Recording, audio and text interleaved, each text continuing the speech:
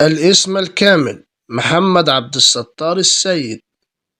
محمد عبد الستار السيد هو سياسي سوري، شغل منصب وزير الأوقاف 17 عاما من 8 ديسمبر 2007 إلى 10 ديسمبر 2024 ميلادي.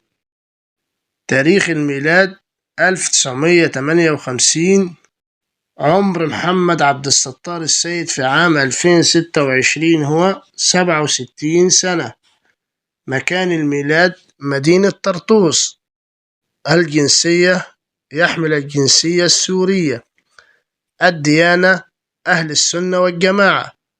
الحالة الاجتماعية: متزوج. عدد الأولاد: 3.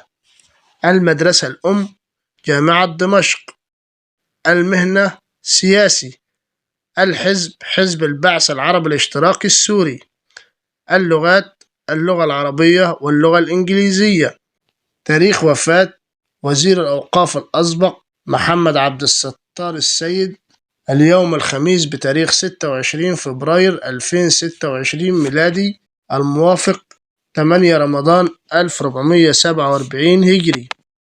سبب وفاة وزير الأوقاف السوري السابق محمد عبد الستار السيد: أثر نوبة قلبية في العاصمة الروسية موسكو.